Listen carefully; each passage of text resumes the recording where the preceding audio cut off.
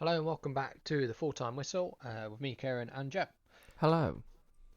So, Joe, what we're looking at today? Right, so we've not been here for a while, so we've come back, and I thought, what better topic to come back to than an absolutely controversial game? It has everything: offside goals, VAR, and maybe not a full-time whistle.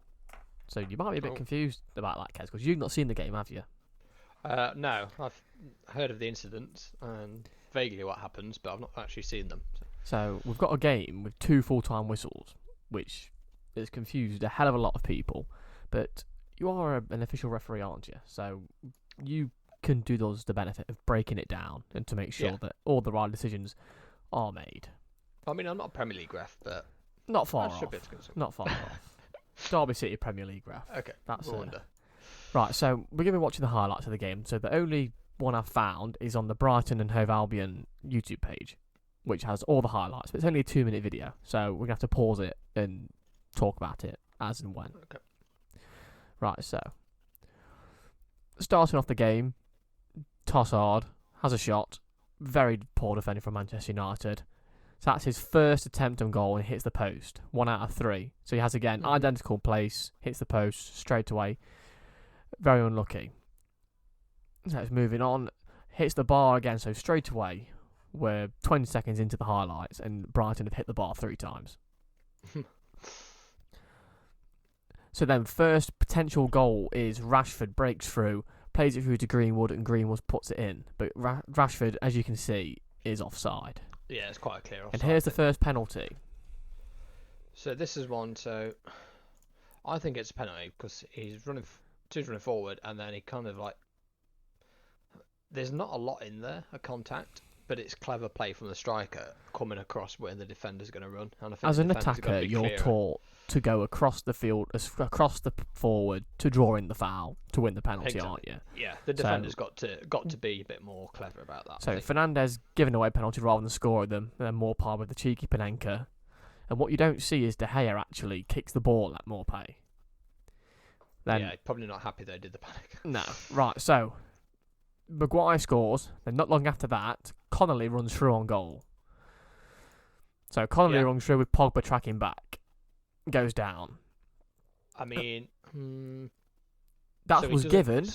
It was given.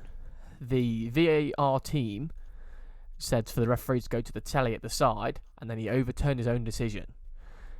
So for me, I think that's a penalty. I mean, if we're given, for me, that's holding. It looks like he's holding them. It does go down very easily, but it goes. I think there's more in this one than there was in the other one. And then if you look with the contact of the legs, there is contact there as he's running. The Man U defender literally goes into the back of his leg. I think the reason it wasn't given is because you can see Connolly pulling down on Pogba's shirt to force him to go down, which obviously will put Connolly to go down to make it look like a penalty. Yeah. But then you've got exactly the same for the Brighton penalty that was given at the start. It's like it's the same amount of contact. There's probably even more contact on that one. It's not given. So I'm just watching it back on slow motion. For me, I think that's a penalty. He's running across the defender as the striker. That's what you're taught to do. There's the exact same amount of contact, if not more. Yeah, there's definitely more contact on that one. I don't know where they've got that from. I don't know why that's a clear and obvious error to me. So you've heard it here. Premier League referee or not, he is giving it. Yeah, there you go. Then we move on into the game. Rashford gets his goal. I'm going to say that looked offside, but it's actually a much tighter offside. It's a very tight. So actually is. Yeah. The lineswoman didn't put a flag up. It went to VAR to put to put it right. And then beautiful pass from Fernandez through to Rashford. So Rashford absolutely sits down Ben White, but not once, but twice. Yeah. Well, yeah. Great goal. Don't think there's anything controversial about that, apart from the Brighton defender. But no, then you move on to Maupay. Could have been a penalty there from Maguire if he'd have followed through, but Maupay put it past, and then they hit the post again from Murch. Oh, sorry, Mark. Sorry. On the post now? That's the 5th time in the game. No, 4th time. Then Tossard hits the bar, and then he misses a point blank shot He as just, well. like, pokes it straight at. And then Solly March, poor marking from Fernandez. Should have followed this man. Easy goal. Right, now we're getting to the interesting bit. So, corner comes in. So Maguire is hit off. It's hit off the line from March. I'm thinking here, what's going on? Like, where's the handball? You don't see it. It's very And then the referee blows whistle for full time. Brighton thinking they've got a draw, but as this is happening, VAR are checking it.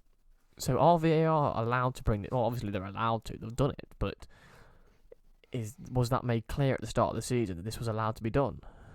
Well, I think it's clear anyway. So there's things in the laws that say, for example, if the referee blows a full-time whistle and then realises that he or she's only played 80 minutes or something like that, they can then order the game to carry on, so they play the rest of the game. So if there's a referee mistake, then yeah, they've not left the field of play, and no one's gone into the change rooms and took all the kit off. So yeah, there's no reason why they can't. It's an incorrect decision, and it's obviously changed the game, hasn't it? Right. So if we look more in depth to the penalty, so it's Maupay going in with his arm. You can't be doing that.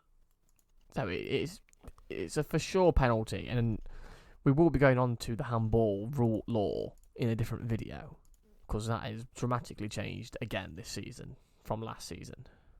Yeah. So, 2 questions, Kez. Penalty, yes or no, for the last one? Yes. And then it's a handball penalty because he's making his body unnaturally bigger by the use of the hand to block the shot or the header, on goal. So, and then was the referee right to bring it back and restart the game? Yes. Well, there we are, sports fans. Because I put a poll on the Twitter, and I think you'll be quite amazed of the results that we had back from. I mean, ideally, we don't have these things with VAR. It seems that we're just trying to find every single controversy with VAR. But it's a correct decision. I mean, I know it kind of ruins Brighton's day, but the poll didn't go great. I'll just put that out there. 18 votes on this poll, but 61% of people said no, it didn't make any sense. It shouldn't have been a penalty, or shouldn't have been brought back, which is worrying, to say at the least.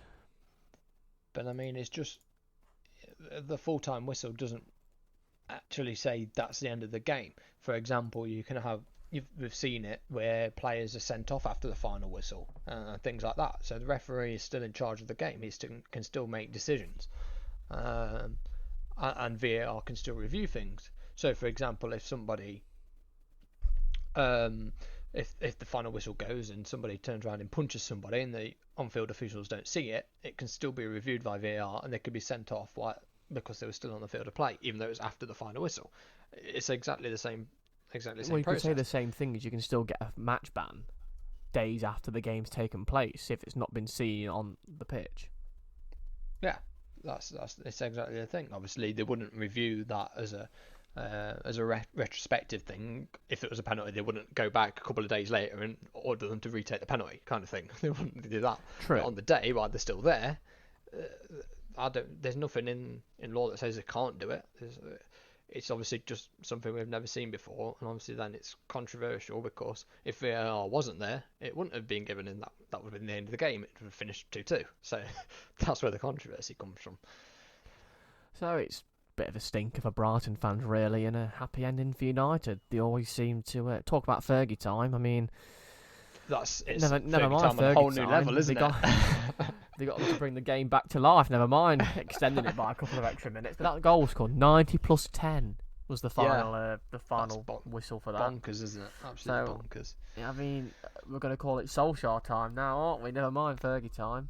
Exactly. He's brought the game back to life. But VAR again, the top topic of football.